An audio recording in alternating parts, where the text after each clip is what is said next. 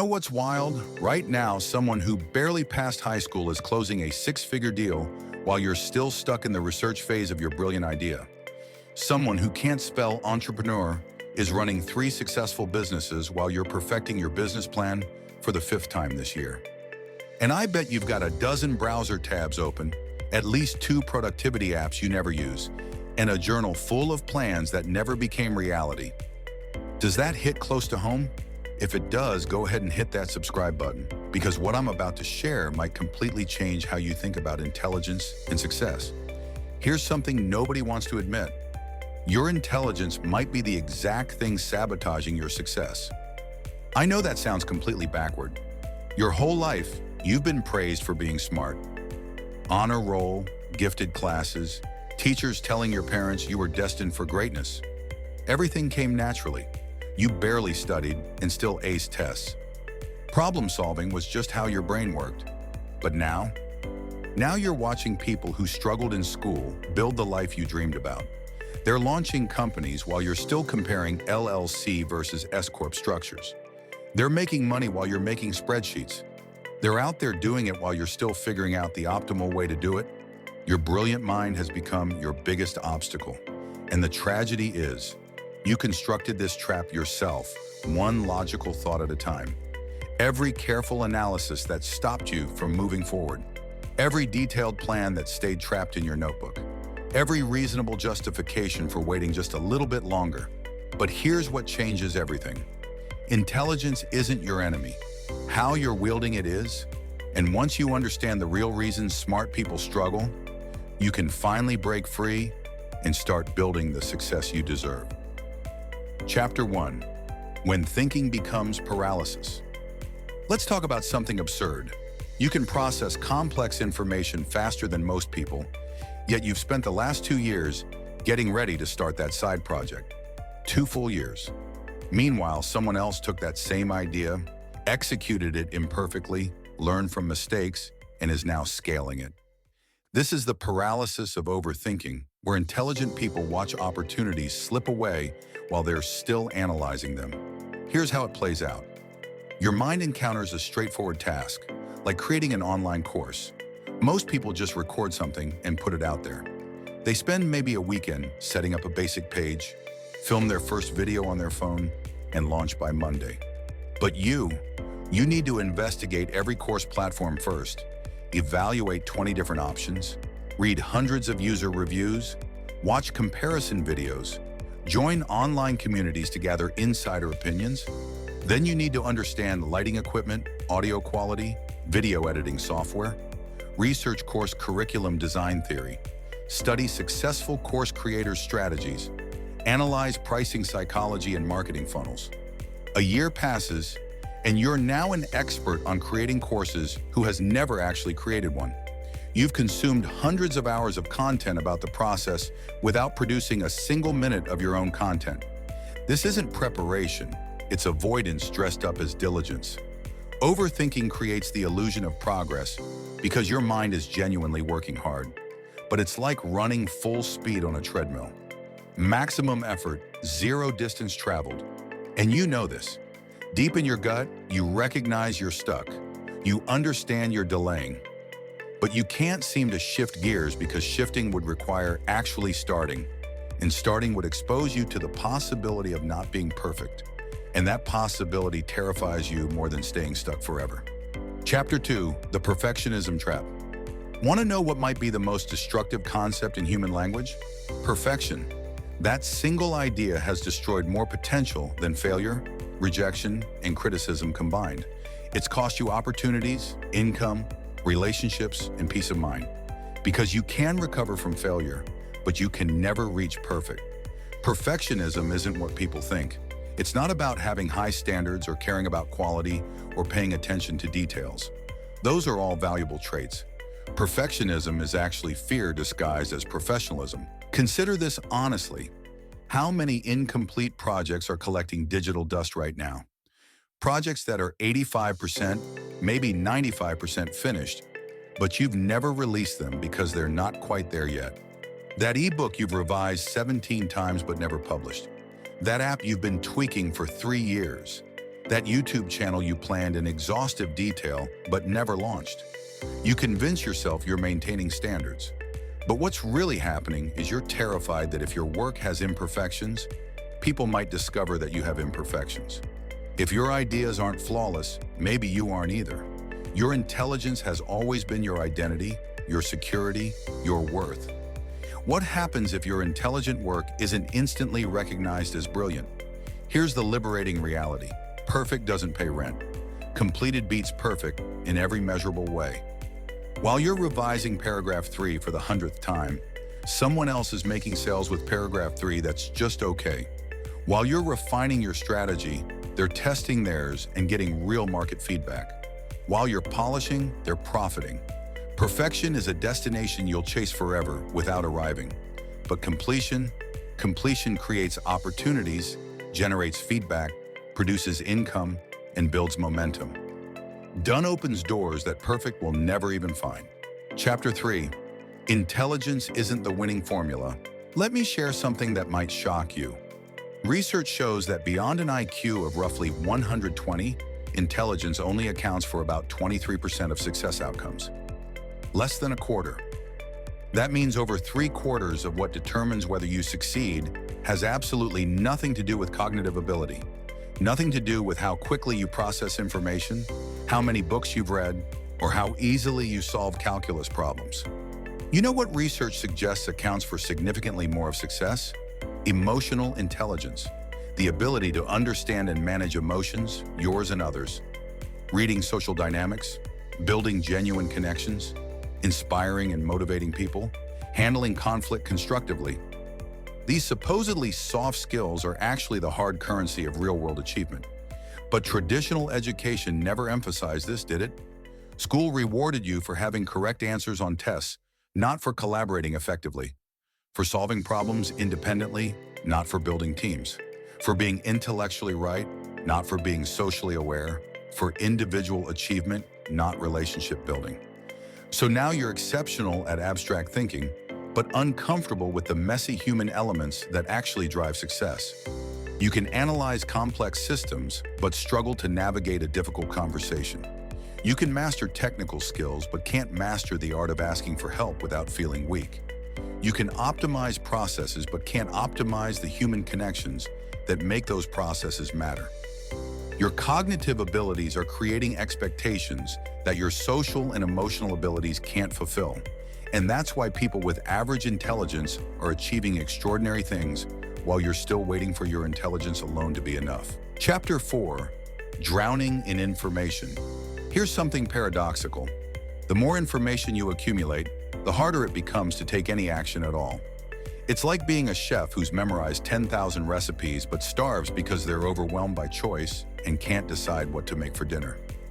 This is what I call information overload paralysis.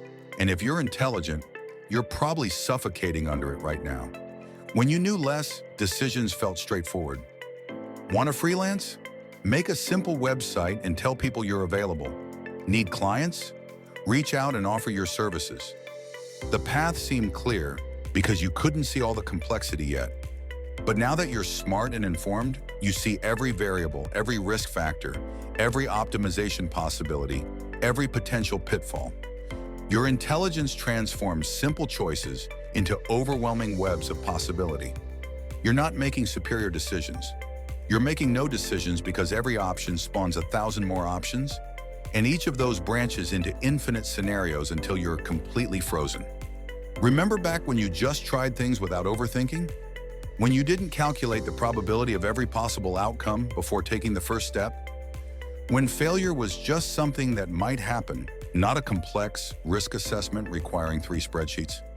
That naivety actually served you, because ignorance takes action while intelligence takes notes. You're not failing because you lack capability. You're failing because you're studying the water instead of learning to swim by getting in and moving.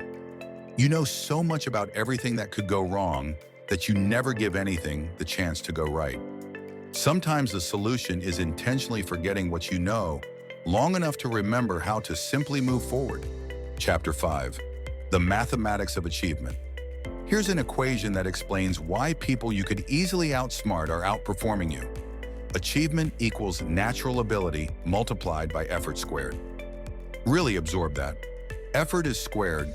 That means effort counts twice as much as natural talent in determining outcomes. Mathematically, your inherent gifts are just a multiplier. But effort is exponential. Smart people have been gliding on natural ability our entire lives. School was easy. Understanding concepts required minimal work. We earned high grades without developing real work ethic. We never had to build the capacity for sustained, difficult effort because we never needed it. So we became adults with incredible processing power, but terrible follow-through. We have sports car engines with bicycle-level endurance. We know everything about how success works, but nothing about actually working for it. We can quote productivity research, but can't stay focused on one task for 30 uninterrupted minutes. Here's the truth that levels the playing field. Consistent, mediocre effort defeats sporadic brilliance every single time.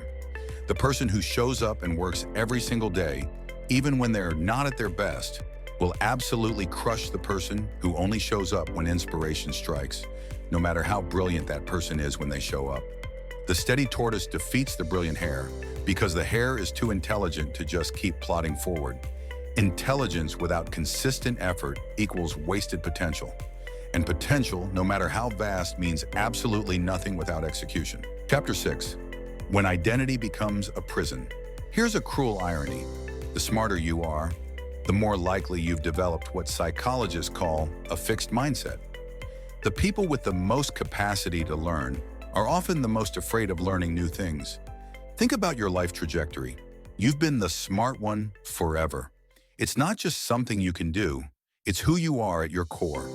Your intelligence isn't a trait among many.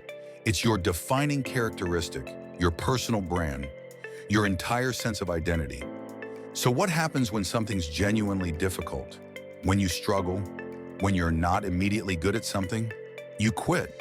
Not because you couldn't eventually master it, but because struggling threatens your identity. If you struggle, maybe you're not as intelligent as everyone thinks. Maybe you're not as intelligent as you think, and that possibility is absolutely terrifying. What if people see you fumbling? What if you actually fail publicly? What if being smart isn't who you are anymore? What's left? You'd rather preserve the comfortable illusion that you could do anything if you really wanted to than risk discovering your actual limitations. So you stay where your intelligence is never truly challenged, where you can maintain the fantasy of unlimited potential, just waiting to be unleashed someday when you finally decide to try. But real growth requires being willing to look foolish. It requires making mistakes, being a confused beginner, asking questions that feel dumb, getting things wrong repeatedly. And all of that terrifies someone whose entire identity is constructed on being the smartest person around. Your intelligence is meant to be a tool you use, not a trophy you protect. It's meant to be stretched and challenged and pushed to its limits, not kept safe and untested.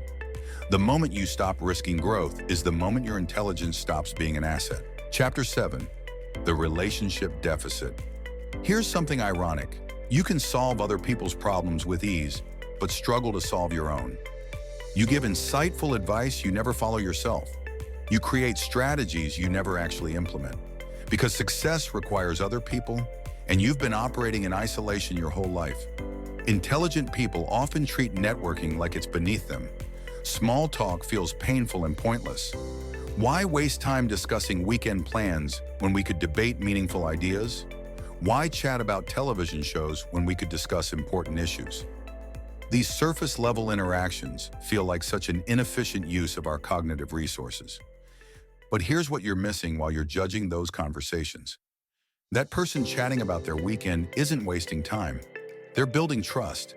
That colleague sharing funny stories isn't being superficial. They're creating genuine connection. Those supposedly meaningless exchanges aren't inferior conversations. They're relationship foundations. They're not having lower quality interactions. They're building higher quality networks. And your network, your actual relationships with real humans, determines your opportunities far more than your IQ ever will. You've been so focused on being the most intelligent person in every room that you forgot to actually connect with anyone in those rooms. So focused on being right that you forgot people need to like you. So focused on impressing people with your knowledge that you forgot to help them with their problems? Success requires collaboration, support, partnerships, and teams. And you can't build any of that if nobody actually wants to work with you. Your brilliance is worthless if you're working alone.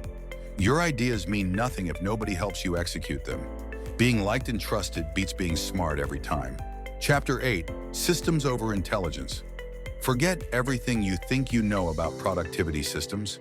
You don't need another application, another methodology, another framework. You probably have 24 productivity apps already, and you're less productive than you've ever been. What you need is a system designed for how your overthinking brain actually works, not against it. A system that makes action easier than analysis.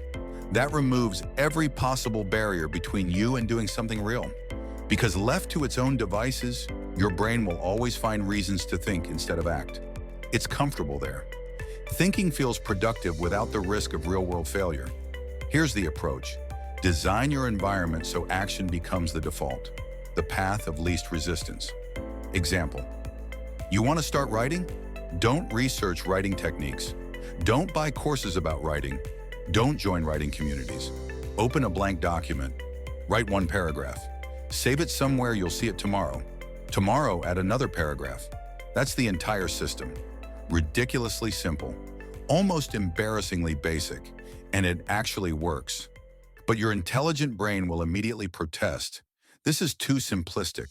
We need a content strategy, an editorial calendar, a comprehensive framework. That's your intelligence trying to protect you again.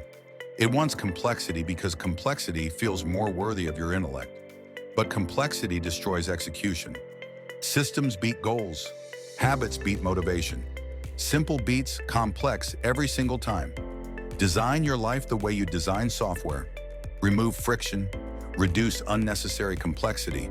Ship something every single day, even if it's imperfect. The smartest system isn't the most sophisticated, it's the one you actually use consistently. Chapter 9, Your 30-Day Transformation. All right, it's time to put that impressive brain to work on something that actually matters. Your real life. Not your theoretical future life. Not your someday life. Your actual current existence starting right now. For the next 30 days, you're running an experiment. Not planning one, not researching one, actually running one. Starting immediately. Starting before you feel even remotely ready. Rule 1. Begin before you're prepared. If you wait until you feel ready, you'll wait forever. Your mind will always identify one more thing to learn, one more skill to develop, one more reason to delay just a little longer. Start imperfectly. Choose one thing, just one, and do it badly every single day. Yes, badly. Give yourself explicit permission to be terrible at it, to be amateur, to be human and imperfect. Document your progress, not to optimize or analyze, just to prove to your overthinking mind that action creates results while intention creates nothing. That completed beats perfect. That movement beats thinking. After 30 days, you won't be perfect, but you'll be fundamentally different. You'll be moving forward. You'll be growing. You'll be doing instead of planning to do. Your intelligence gave you incredible potential, but only action converts that potential into actual power and real results. The question is, are you intelligent enough to stop letting your intelligence hold you back? If this resonated with you, make sure you're subscribed so you don't miss the next video. And if you found this valuable, hit that like button. It genuinely helps more people discover this message. Now let me know in the comments what you're going to start doing today. Not tomorrow, not next week, today.